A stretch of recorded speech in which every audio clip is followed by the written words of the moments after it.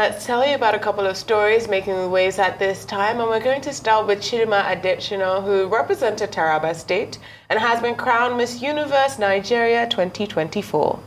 Her journey to the title has been nothing short of remarkable, mirroring the resilience and grace that marked the Miss Universe South Africa incident where she was controversially disqualified.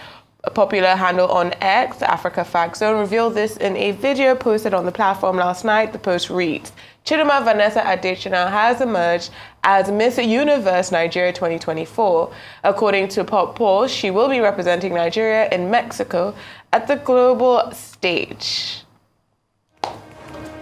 Congratulations.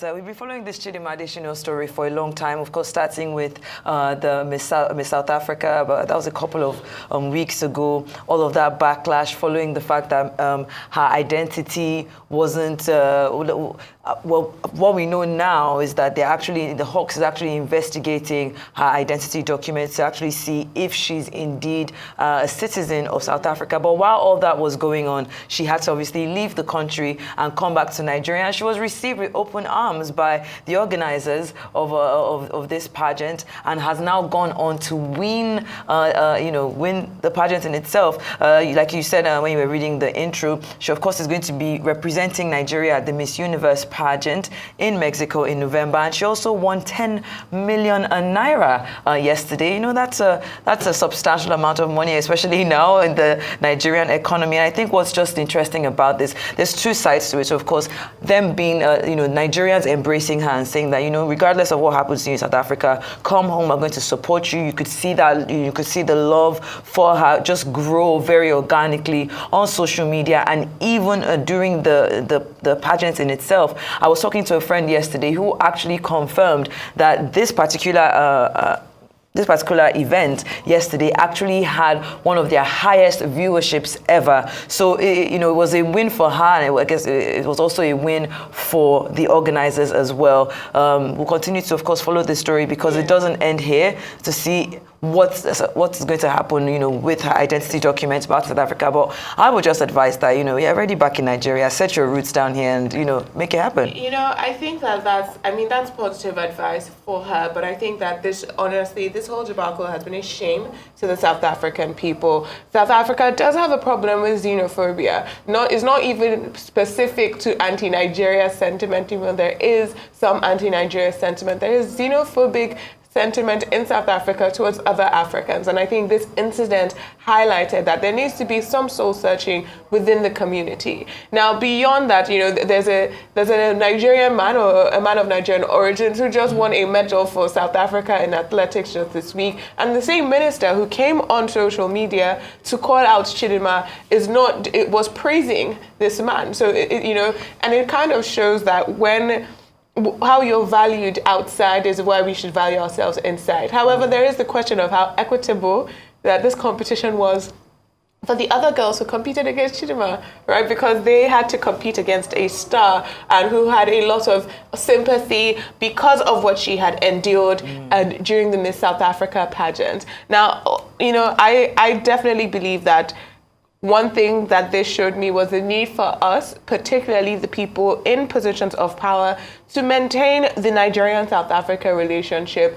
and to teach our children and our populations about the importance of a Nigeria-South Africa cooperation. Because Nigeria's role in the anti-apartheid movement in South Africa was very, very important.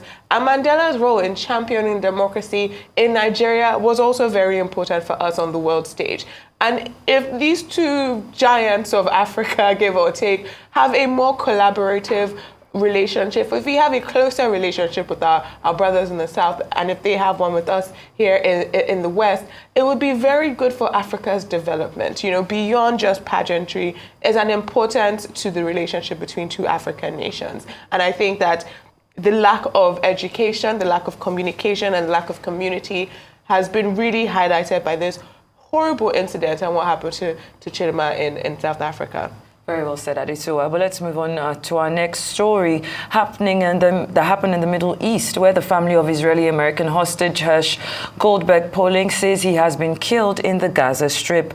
The family issued a statement early Sunday, hours after the Israeli army said it had relocated bodies in Gaza. There was no immediate comment from the army or details about the other bodies found, and the 23-year-old Goldberg-Polin was among the hostages seized by militants at a music festival in southern Israel on October 7th. He lost part of an arm in the attack, and Goldberg-Polin's parents became perhaps the most high-profile relatives of hostages on the international stage. They met with President Joe Biden, Pope Francis, and others and addressed the United Nations on August 21st.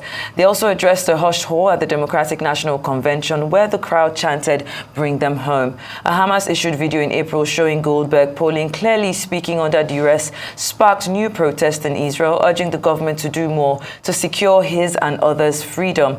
The announcement is certain to put pressure on Prime Minister Benjamin Netanyahu to reach a deal to bring home the remaining hostages. The Israeli leader has said military pressure is needed to win their release as ceasefire efforts falter.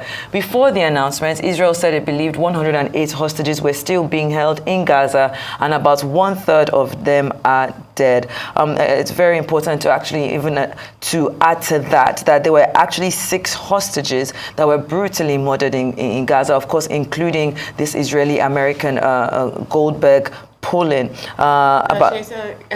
Yes. I just want to go because yes, there were 6 hostages that were brutally murdered by Hamas. But yesterday alone, Israeli airstrikes brutally murdered 61 Palestinians, and this is what I keep trying to bring us down to, that this scale is it's incomparable. Yeah. You know, we have just yesterday, we do not know the names of the 61 Palestinians that were killed in a single day alone. Mm-hmm. You know, they don't have people advocating for them in the same way that the Israeli hostages do. Yes, the Israeli hostages are victims of Hamas. Of course. The people of Gaza are victims of Hamas and victims of Israeli airstrikes. And I think it's something that we need to continually droning in and continue talking about, because 61 people were killed last night in Gaza. We have airstrikes near a hospital, Al-Habi Arab Hospital in the northern Gaza city, which killed at least 3 people, wounded dozens more.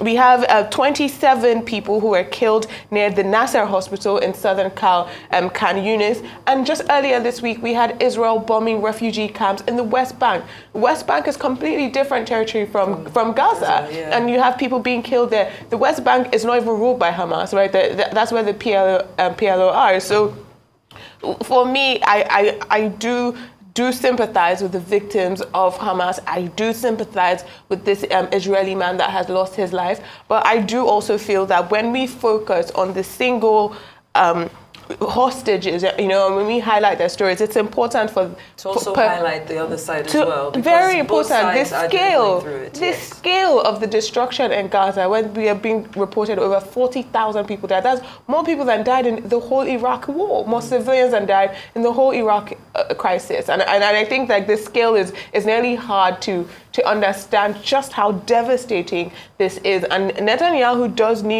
really need to be called to order in terms of agreeing to a ceasefire, agreeing so that the hostages can be released, but a lot so that the people in Gaza and the people in the West Bank now will have some level of peace. Definitely. And, you know, just to touch on that very last point, of course, you know, dealing with this fresh heartbreak to the relatives who fear that, you know, time is running out for their loved ones seized by the militants more than 10 months ago. But what's really sad is that for every time that there are fresh airstrikes and for every time that we find out that more people have been killed, it really does start to stall this conversation about a ceasefire. Mm-hmm. I know a couple of days ago, there was a conversation about them actually stalling it for 3 days to allow members of the UN actually go in and be able to give, you know, food and medicine, yeah. And, you know, and the necessary items for them and the vaccines that they need. And I mean, but even in those 3 days, it's one of those things where it's still very tricky because they've, like you rightfully said, they've attacked hospitals,